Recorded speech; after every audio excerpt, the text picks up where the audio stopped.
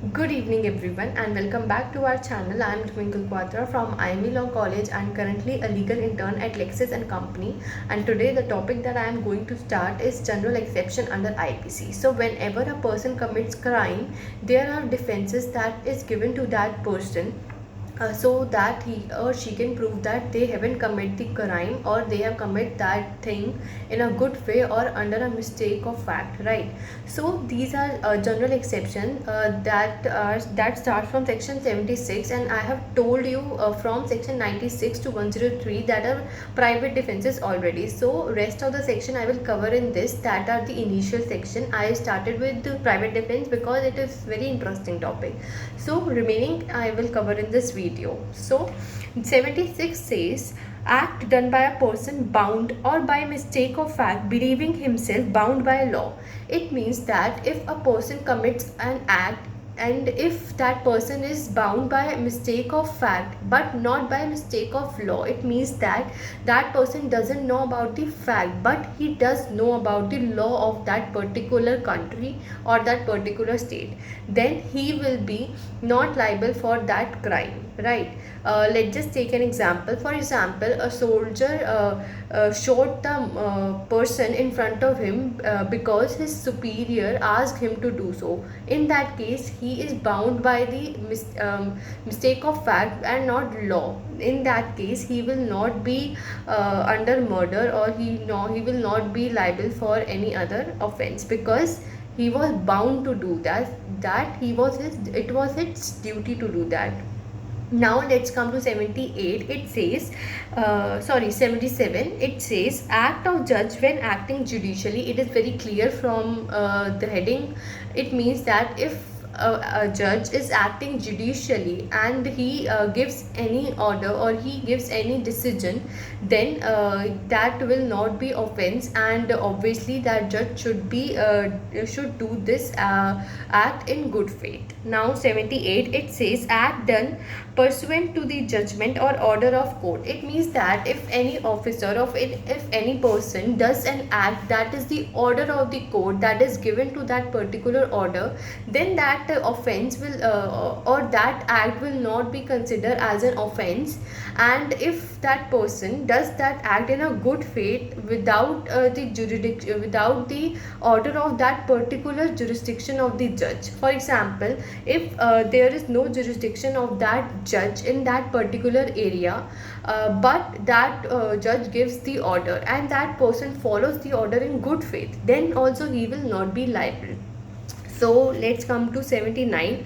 It says act done by a person justified or by mistake of fact believing himself justified by law. It means that if some person does the act and he thought that it is justifiable by the law, then it will not be considered as offense. Now in section 76 we have read that act done by a person bound or by mistake of fact believing himself bound by law, and in 79 we are reading that justified by law. So the difference is that in 76 there is a legal compulsion by a person, and in 79 there is justificability by the law.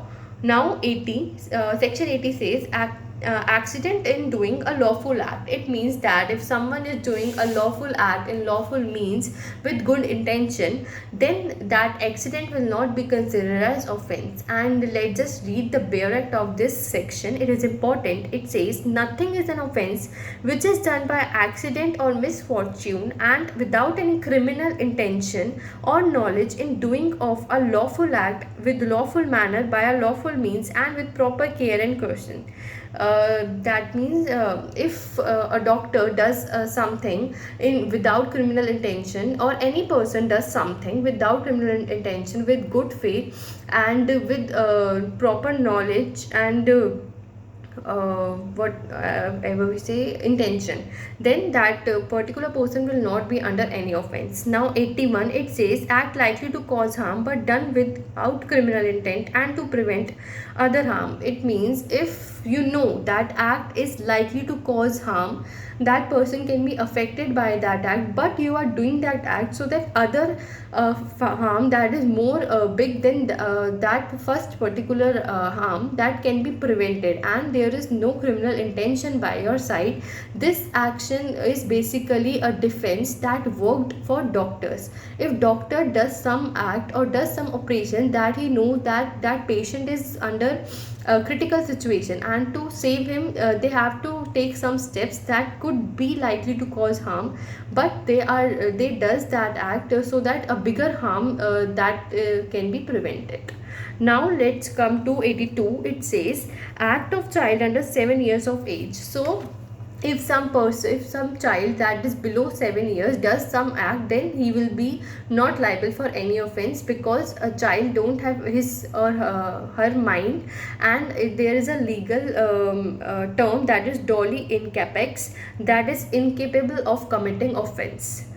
So a child will never be under any offense, or will never be liable for any offense. 83 says act of a child above 7 and under 12 of immature understanding. It means there is a child between 7 and 12 years, and that child has immature understanding, that he doesn't know that what he is doing, he don't know, but he has done that act without any intention or without any knowledge, because he is having a immature mind, then he will not be liable.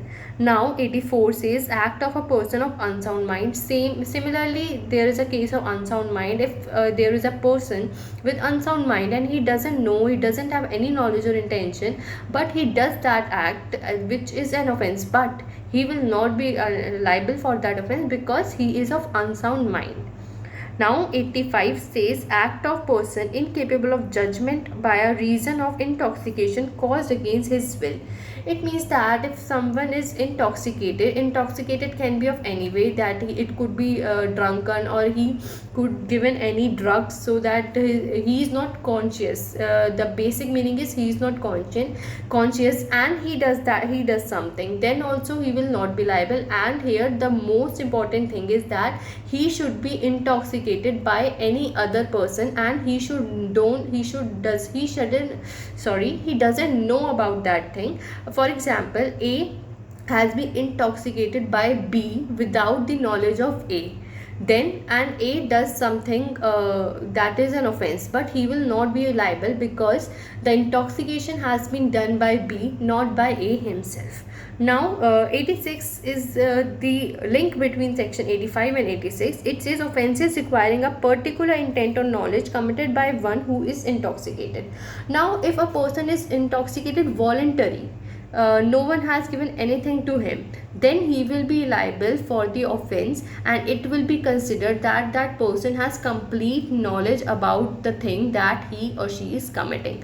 So voluntary intoxication is no defense, but if someone has intoxicated you without knowledge, then that will be the offense. Now there are some of other sections that are remaining, and this video is going too long, and I will cover that section in my next video, and then general exceptions will be over.